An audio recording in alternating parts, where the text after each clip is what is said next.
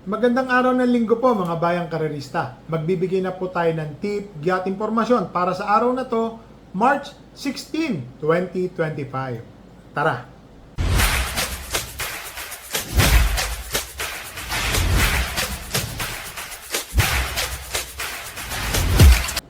So mga bayang karerista, ngayong araw ng linggo, ito po ang second day o last day po ng no bearing at saka 18th Manila Horsepower Racing Festival. Dito po gaganapin ang 2025 Pilracom Classic Cup in honor of late Mr. Antonio G. De Ubago Jr. po, si Boss. And then 2025 Classic Cup 2 and 3. Ulitin ko po no bearing, no effect po itong karera na to.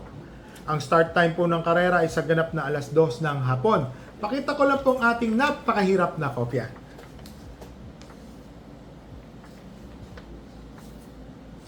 Yan po, kung mapapansin nyo, 3 pages po yan. Yan po. Ulitin ko lang po Ang simula po ng karera ay sa ganap na alas 2 ng hapon. Dito po sa race number 1, dito na po gaganapin ang 2025 Pilracom Classic Cup Division 3. 10 runners, 1,800 meters ang distansya. First choice po, couple entering 2 and 2A. Enigma 1 and 2A La Tropez. Parehas mainam po yan. Si Enigma 1, pwede pong mauna. Si La Tropez, sa unahan po talaga yan. Alam niyo po, sa totoo lang, wala pong tulak kabigin. Kahit sino po ang kuhanin nyo, wag lang po yung isa dito. Nagulat po ako, nasali. Ang lakas ng laban. Ito lang po siguro ang outsider dito. Yung pong nakikita ko. Hindi ko na po banggitin yung pangalan. So first choice po, 2 and 2A, Enigma 1, La Tropez. Parehas po yung malaki ang panalo. Isang matulin, isang pwedeng sumunod. Second choice po, nagbabalik pistang 1, entry number 1, Robin Hood. Maigagaling daw po ang kanyang ensayo, pati trangko. Kaya po nakahanda din po yan para sa karera ngayon. Balita po natin yan. Third choice po yung matuling kabayo, entry number 3, King James. Pag ito pong kabayo na to, nakakuha po ito ng 3 kwartos. Pass your paper na po yan. Bakit to? Mahirapan na po silang humabol dyan. Yun po ang nakikita namin, napag-usapan po namin. So dito po sa race number 1, first choice couple entry 2 and 2A, Enigma 1, La Tropez. Second choice entry number 1, Robin Hood. Third choice entry number 3, King James. Dito na tayo sa race number 2, 2025 Pilracom Classic Cup Division 2. 8 runners, 1,800 meters. Pampremera ko po, baka magulat po kayo, Dihado. Entry number 6, Winner Parade. Tingin ko po mga bayang karerista, bumabalik na po ang bute ni Winner Parade. Galing sa panalo po yan si Winner Parade. Bakit to? Bumabalik na po ang kanyang bute. Dati po talagang magaling yan. Nung nagka-campaign po yan as 2-year-old, 3-year-old. Para sa akin po, talaga pong mainam na kabayo yan. Yan po ang aking first choice. Second choice ko po isang dramating kabayo. Entry number 3, Sophisticated. Mahaba pa ho ang distansya, tamang pakawala lang po. Tingin ko ho, malaki po ang panalo. Third choice po ay magdadala ng marcha. Kung sakali mapahirapan sila sa unahan na to, pass your paper. Jepril Tagulaw Sarate ang papatong. Tingin ko po, malaki po ang panalo. Entry number 1, Secretary. So, dito po sa race number 2, first choice, entry number 6, Winner Parade. Second choice, entry number 3, Sophisticated. Third choice, entry number 1, Secretary. So, dito na po tayo sa race number 3, 8 runners. Ito na po ang 2025 Pilracom Classic Cup o yung tawagin nating Division 1. 1,800 meters in honor of late Mr. Antonio G. De Ubago Jr. Si Boss De Ubago. Opo. Kaya lang, alam niya na. 8 runners. First choice po, entry number 2, Don Julio. Yung nakaraan po, medyo hindi lang pong maganda yung pagkakasalto niyan. Tingin ko po ngayon mag-i-improve po yan, mga bayang karisa, si Don Julio. Para sa akin po, malaki po ang panalo ni Don Julio. Dihado. Jeff Sarate pa rin po ang papatong, tingin ko may panalo po yan. Second choice po, entry number 6, Basheru. Ito pong si Basheru, napakainam po ng panalo niyan. Naparemate na yan, nanonood lang yan ng pang-anim. Biglang pagdating ng rekta, chumak tuloy-tuloy, ang layo. 4 na katawan agad. Mukhang nakukondisyon o bumabalik na po ang kanyang buti ni Basheru. Isa po yan sa makakalaban, second choice. Third choice ko po, entry number 8, Easy Does It. JT Pabilik. Bakit po? Easy Does It po mga bayang karerista, diremating kabayo. Kung sakali magkakaroon po ng ubusan sa unahan, makakapanood po ito ng malapit na kwarto, quinto pwesto. Kung maunahan lang po niya si Basheru ng galawan, tingin ko po malaki po ang panalo ni Easy Does It. So dito sa race number 3, first choice entry number 2, Don Julio. Second choice entry number 6, Basheru. Third choice entry number 8, Easy Does It. So dito na tayo sa race number 4, 14 runners, 6 to 10 ang ratings, 1,400 meter race na po ito. First choice entry number 10, Anli Byrne. Kelvin Abobo ang sasakay. Tingin ko po malaki po ang panalo ni Anli Byrne. Rating 6 to 10 na po yan. Rating 9. Para sa akin po, malaki po ang panalo niyan. Second choice ko po, entry number 13, Metal Strength. JB Hernandez ang nasa ibabaw. Si Metal Strength po, kung naalala nyo, naitip ko po yan, dihadong nanalo. 1.12 media, 1.13 ang kanyang tinapos sa distansyang 1,200 meters. Ang lakas pa ho ng laban nun. Eh ngayon po, malakas naman din to, pero yung magagawa po niya yung ganun tempo, iba po ito. Malaki po ang panalo. Naglagay po ako ng third choice. Entry number 2, Destiny. Alam naman natin po. Ulitin ko po no bearing, no effect. So pag nanalo ka, nandito ka pa rin sa ratings na to. Para sa akin po si Destiny, mababa rin po sa laban. Nag-uuno 28 rin po ito sa same distance. Kung magagawa po niya yan, malaki po ang panalo. So dito po sa race number 4, first choice entry number 10, Anli Byrne. Second choice entry number 13, Metal Strength. Third choice entry number 2, Destiny. So dito na tayo sa race number 5, 11 runners, 1,400 meters, rating 6 to 10. First choice entry number 8, Monrobian Bell. Jeff Tagulaw Sarate, malaki po ang panalo. Si Monrobian Bell, alam ko po, may 1.14 sa 1.2, 1.27 media sa 1.4. Dati po yun Kung magagawa po niya yan, tingin ko po, malaki po ang panalo. Second choice po, pasensya na kailangan natin maglagay ng second choice. Entry number 11, Footloose. Hindi ko po makakalimutan. Nung nanalo po ito sa rating 5, 1.30, marami. Yun lang pong natatanda ko dyan. Kasi yun lang po yung unang panalo niya. Para sa akin po, question is good as mine. Malaki po ang panalo niya. So dito po sa race number 5, first choice, entry number 8, Monrobian Bell. Second choice, entry number 11, Footloose. Dito na tayo sa race number 6, 1,600 meters. 7 runners, mga imported po. Puro imported pala to. Couple entering 1 and 1A, first choice, Longevity at saka si Hole in One. Pinanood ko po yung replay ng barrier. Ang galing.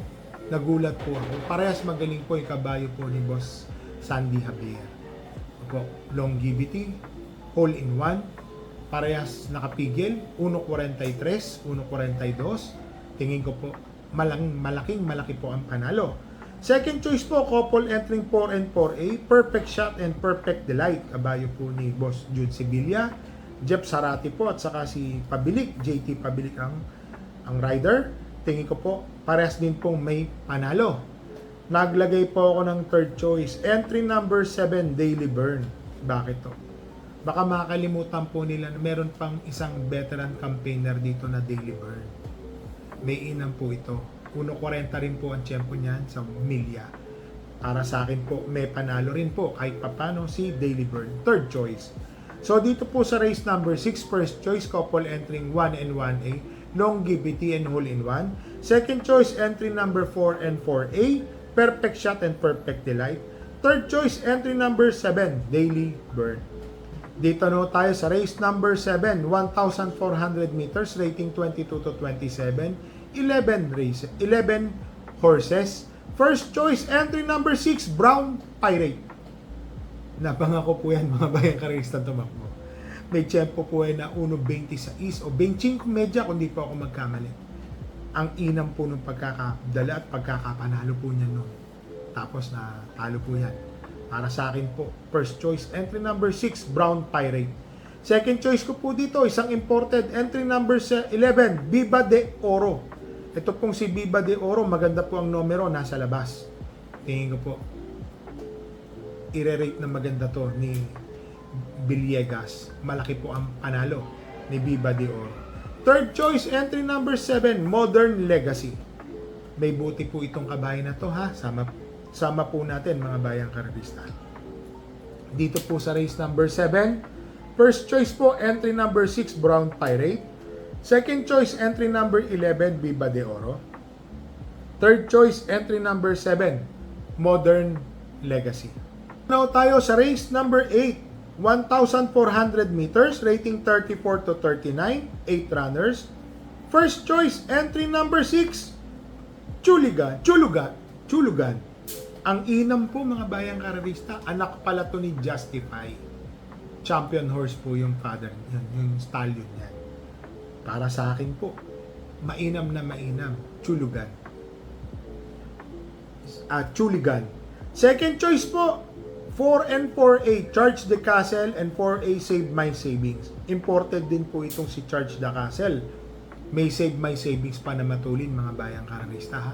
Protection lang naman. So dito po sa race number 8, first choice, entry number 6, Chuligan. Second choice, 4 and 4A, Charge the Castle, and 4A, Save My Savings. So dito na tayo sa race number 9, rating 16 to 21, 12 runners po. Ito po yung pakarera po ni Boss Kaloy Datu. Rating 16 to 21, 1,400 meters. First choice po, entry number 5, Carmela's Love. Para sa akin po, di lang po maganda ang kanyang sinalida nung huling takbo. Pero ngayon po, may malaking tsansa po itong manalo. Second choice po, entry number 4, Limon Sudan Falls, JB Bakaykay. Tingin ko po, malaki rin po ang panalo na ito, alam niyo na.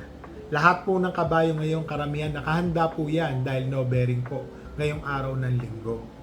Third choice po, entry number 7, Ano 96. Ito pong si Ano 96.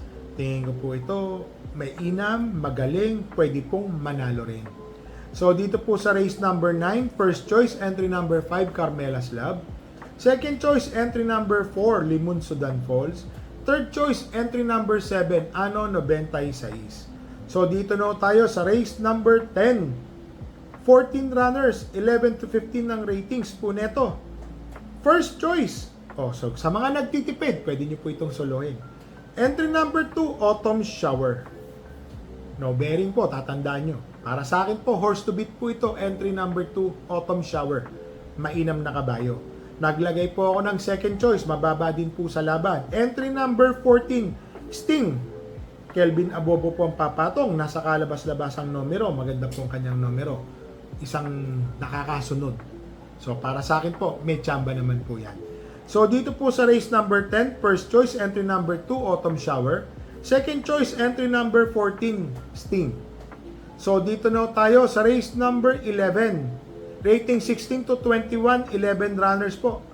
First choice, couple entering may inam. Entry number 2, Chocolate Thunder, and 2A Mang Nano.